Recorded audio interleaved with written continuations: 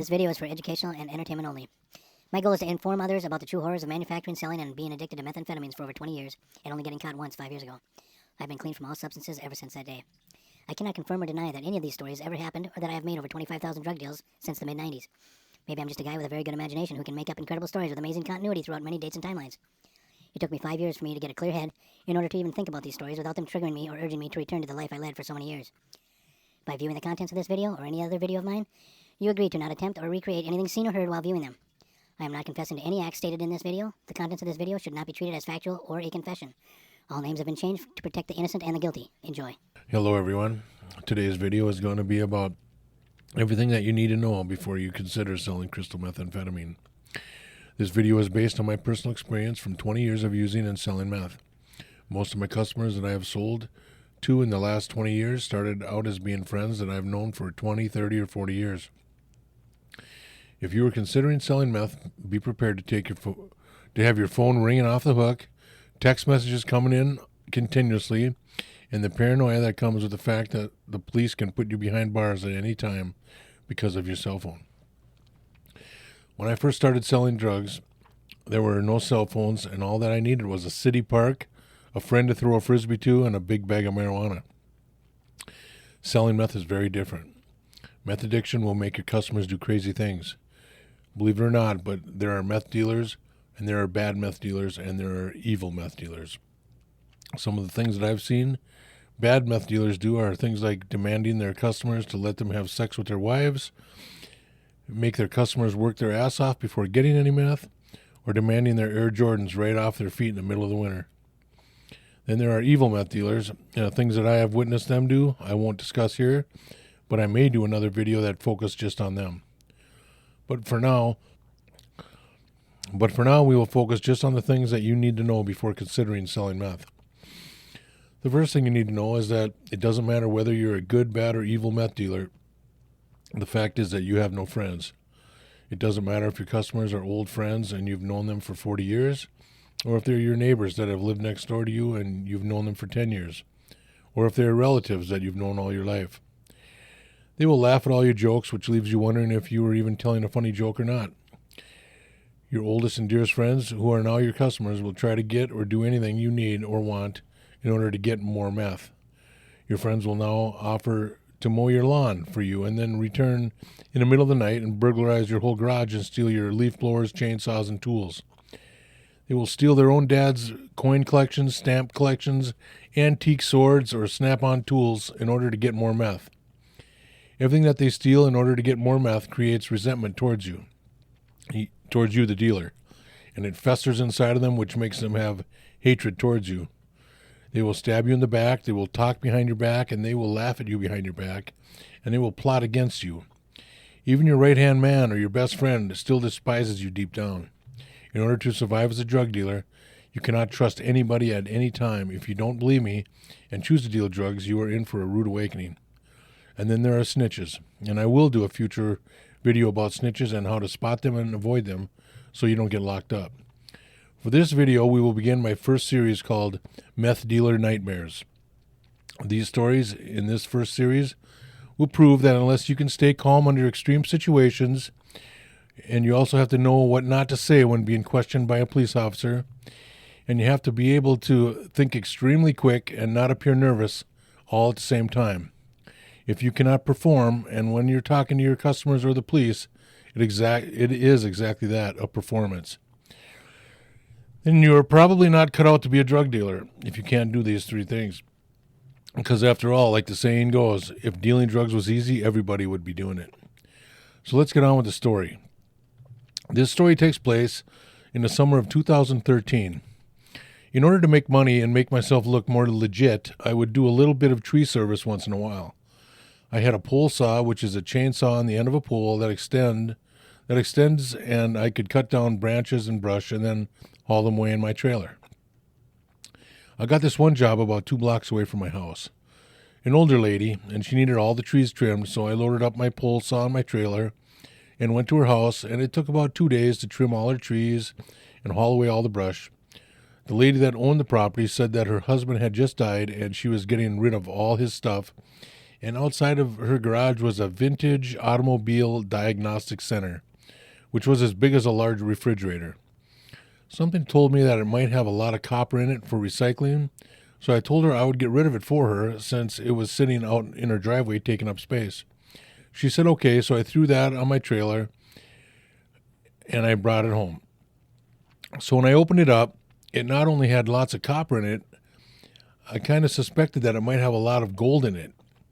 So nowadays, a diagnostic tool is as big as a calculator and it fits in your hand. So basically, this diagnostic center was obsolete. When I opened it up, it had more plugins and outlets and plugins, and I noticed that all the connectors were gold colored. So I cut a few of the connectors ends off, and I brought them to the local gold dealer, who I knew by name because I brought him a lot of tweaker gold in the past. So I had him check it out, and he told me that it was 8-karat gold. I was thinking, score, all right, I'm going to be rich. But then he informed me that the United States does not buy and sell 8-karat gold. It's the only country in the world that does not recognize 8-karat gold as something to buy and sell. I thought to myself, oh, that sucks. So then I researched it on how to turn 8-karat gold into 10-karat gold so I can sell it, or how to make pure gold out of it. So what I found out is that you have to smelt it. And there was a couple different ways on how to do this. So I called up one of my buddies who either knows a lot about a lot of things or pretends to know a lot about a lot of things. So he had a cutting torch or gas welder, so I brought some of the gold over there, and we ended up ruining it. But I guess I wasn't that disappointed because I had a whole bunch of 8-karat gold. I had about 600 grams. It was a lot. So we just got done ruining some of it, and all of a sudden there's a knock at the door. And my buddy let him in, and I've seen this dude before. He seems all right, but something seems a little off. But I find out that he's a baseball player, and he looks like a baseball player. He has the baseball jersey, a baseball cap. He's chewing snuff, and I kind of interrogate him a little bit and find out that he used to play in the minors, and he is basically now a coach somewhere. So he says. So he asked us what we were doing, and we told him we were trying to smelt gold, and he claimed that he knew how to do it because his hustle was dealing in gold, and he did have a really nice gold chain on. And then he told stories about how he would go into jewelry stores and look at necklaces, and with a quick sleight of hand, he would swap out his fake gold for the store's real gold, and he was pretty convincing, and he seemed kind of cool. He asked me if I had any more of the 8-karat gold. I said, yeah, I got a whole bunch of it, and that he should maybe come over tomorrow to my house and show me how to smelt the rest of it. And in his words, he said, I can make it into a nice, big, solid, pure gold button. So I'm thinking, cool, all right. It's a deal.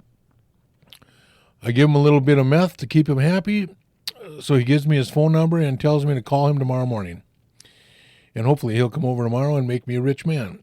So the next day comes, I dial the phone number he gave me, and then it rings, and it goes to voicemail that says, you have reached Danny Face. Please leave a message, and I'll call you back.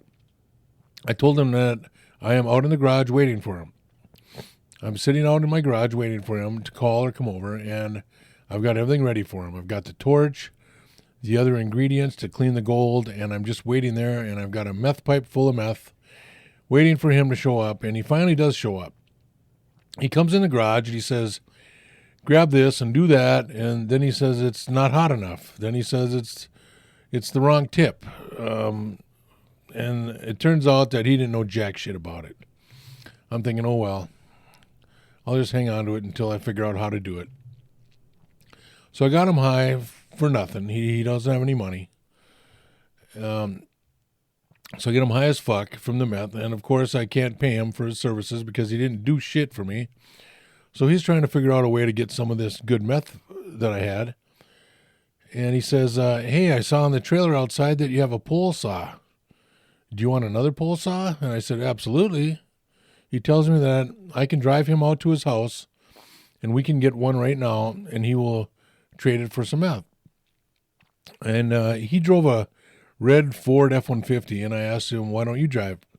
He says that he doesn't have any gas, and I said, okay, well, what the hell, it doesn't matter.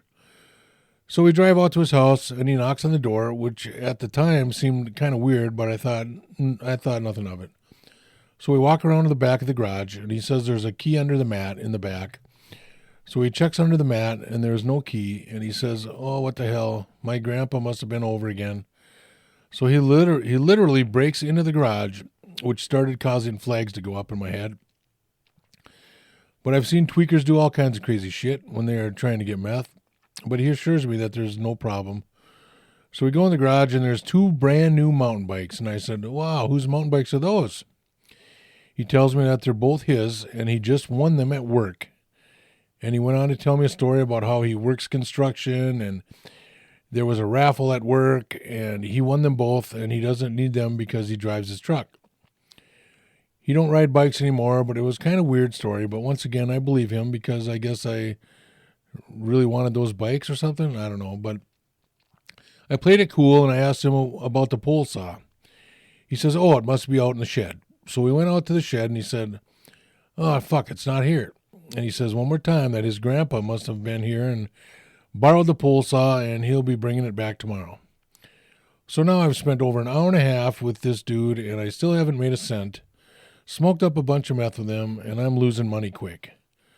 So then I started to focus more on the bikes, and I say, "Well, how much you want for those bikes?" And he says, "I don't know. I don't know what they're worth.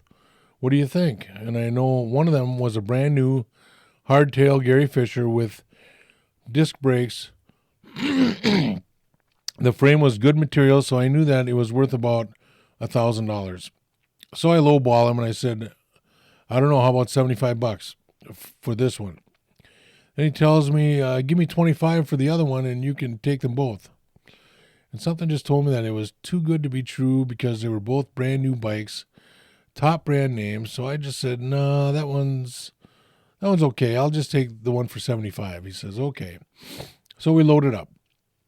I load up the bike, and we drive back to my house where his truck is at. So he started getting out the $75, and he says that he wants meth instead. So I weigh up $75 worth of meth, which is a great deal for me because that $75 worth only cost me $20. Then he jumps in his truck and he drives away, and I'm thinking that the afternoon turned out pretty good. But now I have a bike that I have to sell in order to make up for the meth that we smoked and also whatever I gave him for the bike. So then I decide that I will put an ad on Marketplace and sell it there. So I place the ad, and I get a few calls. They're asking me about the bike and when and where they can come and look at it, and I think nothing of it. So this time, I also have 4 or 5 bikes chained up to the telephone pole in the corner of my lot by the intersection with a for sale sign on it. So that afternoon, I'm outside doing yard work. I see this neighbor guy come by, and this guy I didn't particularly like because he called the cops on me in the past because of all the traffic in and out of my garage while I'm selling meth. So I see him looking at the bikes out of the corner, and I yelled to him, "Hey, if you want to see a really nice one for sale, check this one out." So he comes over, checks out the one I got from Danny, and he says, "How much you want for it? That's a nice one." I said, I told him I wanted $450 for it. He tells me he only has $250. So I tell him that if he gives me the $250 now, and then in 2 weeks when he gets paid again, gives me another $50, that we will call her good. He says okay. He forks over the $250. He rides the bike away. So he rides it up and down the street a few times and then brings it back. I adjust a couple things for him. He says that he loves the bike, and then he rides it home, and I watch him as he puts it in his garage. He shuts the garage door, and at the same time, his wife and his 2 kids come outside. They all jump in his truck, and they leave to go shopping. So, about 15 minutes later, my wife tells me to set the table because she's finished up with making lunch and for us and our 4 children. So I'm setting the table. I look outside, and I see a sheriff cruising by my house real slow, going towards the telephone pole with all the bikes. I knew that just then. I knew that it's about to get real interesting fast. So the sheriff does a U-turn in the intersection, goes real slow by the bicycles, stops, looks at the bikes, and then drives up another 30 feet and stops right in front of our house. Then my wife says to me, "What's the sheriff doing here?" I said, "I have no idea, and my kids are also wondering what the sheriff is doing here."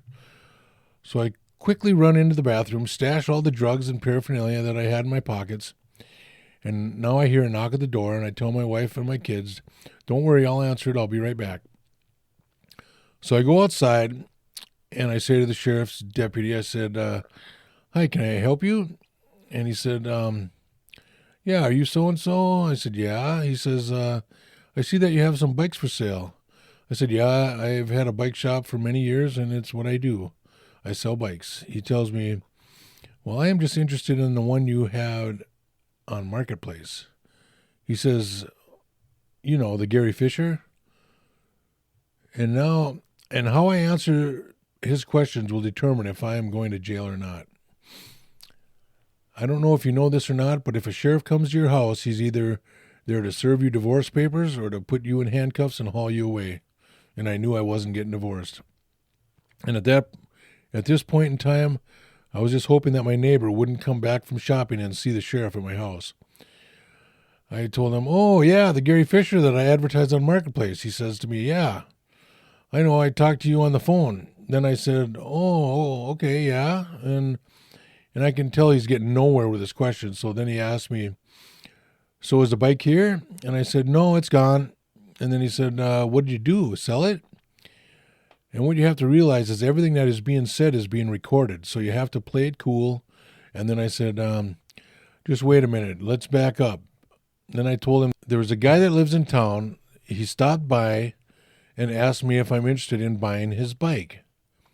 And his name was Danny Face. And I told him, "I don't know, bring it over and I will check it out." So he brought it over and I checked it out, and I said that I wasn't interested, but I could try and sell it for him on consignment, and he said okay. So the deputy was getting kind of impatient with me, and he said, "What do you mean consignment? That means you sell it for him and you get like 15%? I said, "Yeah." And he goes, "Oh, okay." So he says, "Well, where's the bike? Is the bike here?" And I said, "Oh, well, I have no idea where the bike is." He goes, "Well, where's the damn bike?" I go, "Well, Danny came and got the bike for me and said that he decided not to sell it. So I don't know what he did with the bike. It was his bike. What do I care?" Then the deputy looks at me, and I can tell he's getting kind of mad.